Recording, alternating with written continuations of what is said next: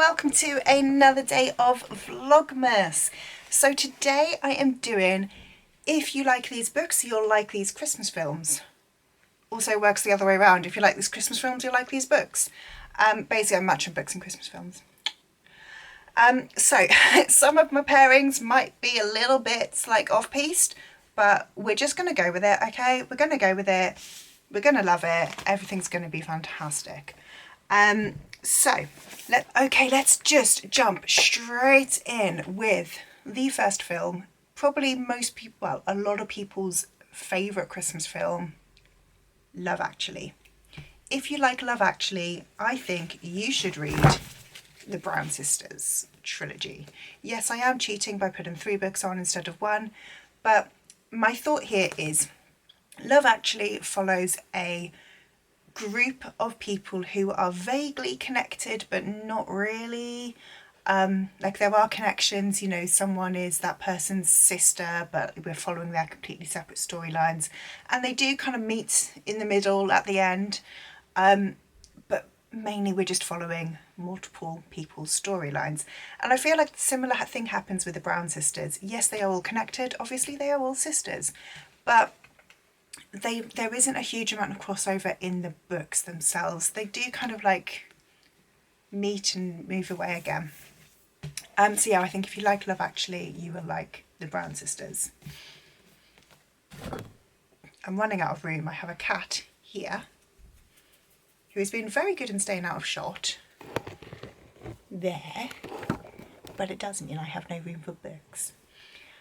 The next one that I want to mention is, again, a very popular Christmas movie, Home Alone. So I was thinking, Home Alone, what are the tropes of Home Alone? Well, it's a heist book, really, isn't it?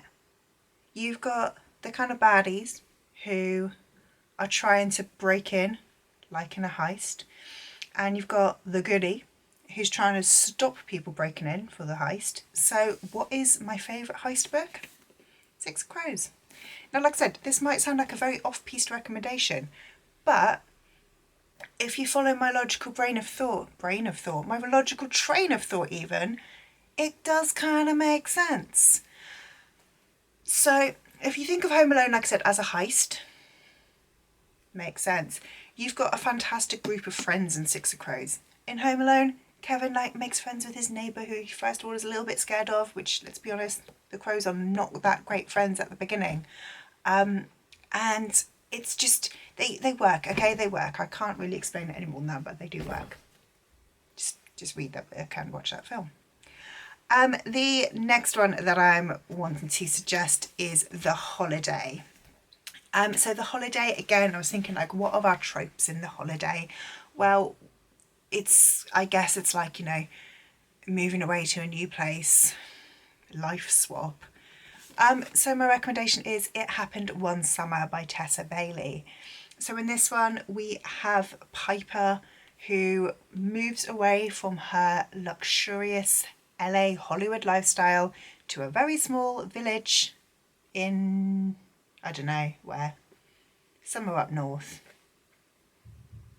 Pacific Northwest, I don't know where, but which is kind of like the plot of The Holiday if it was all set in the States rather than half in the UK, right? Makes sense. Plus, you know, it's a romance and The Holiday's a romance, and just again, it's all very, very logical. We've then got It's a Wonderful Life. So now, I'll be honest, this film was not my favourite. It was fine. It just wasn't my favourite. But that doesn't mean that I don't have a recommendation for it. So in It's a Wonderful Life, our main character finds out what would happen if he had died, if he no longer existed. So it kind of like is in an alternate reality.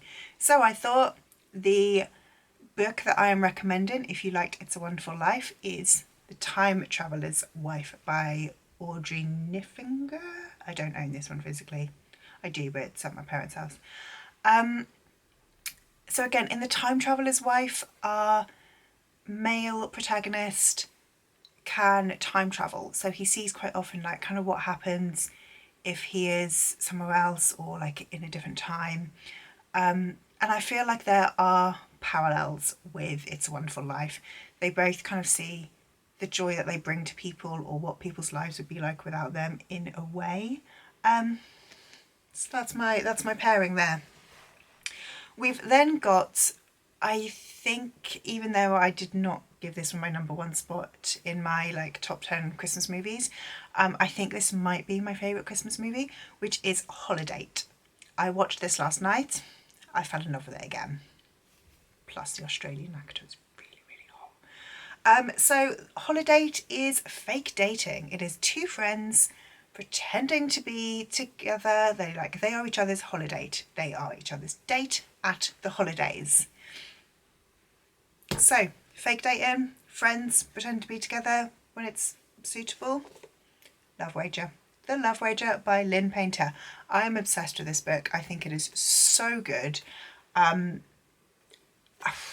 don't really have any other words in that. I just think this book is fantastic. I gave it 5 stars. I really, really enjoy it. It follows this couple who hook up once. They decide that it's not going to work. They then match with each other on a dating app.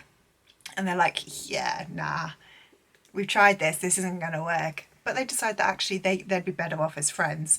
So they fake date. They are friends who are kind of like helping the other try and like get into a relationship or find a partner. They will be each other's dates when needed. Honestly, read this book. It's 5 stars. It's fantastic. Watch Holiday. It's 5 stars. It's fantastic. And that's all I've got to say. And then the last one. This one is a fairly kind of off-piece suggestion, but you know, we're doing it anyway. And the film is How the Grinch Stole Christmas. So again, themes of the film, tropes as you were, it's Grumpy Sunshine, right? Like, I know it's not a romance, but it's a Grumpy Sunshine. Grinch is grumpy. The little girl with the crazy hair, sunshine. And the only Grumpy Sunshine book that I could think of that I have read recently and can remember the tropes of, because I really have a bad memory, is Love Theoretically by Ali Hazelwood. So in here, again, this maybe isn't like, I mean, to be honest, It Happened One Summer is also a Grumpy Sunshine, but I went with this one because I did. So Elsie is I never get this right. She's like an adjunct professor. I don't really know what that is, but she's some form of like scientist. And then she gets a interview at like to be a full-time professor or something.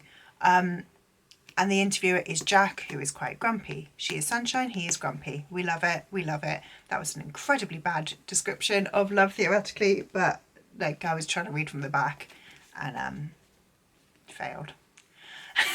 I'm sorry, this is such a mess of a video. So they are my recommendations. If you like these movies, you should read these books. I hope you enjoyed this video. If you liked it, leave me a like. Let me know down below if you've got any other movie and book pairings that work, or quite honestly, if you followed my train of thought of any of those and if you agree with my pairings. I'm hoping that at least 1 or 2 of them kind of made sense. And I will see you tomorrow. Bye.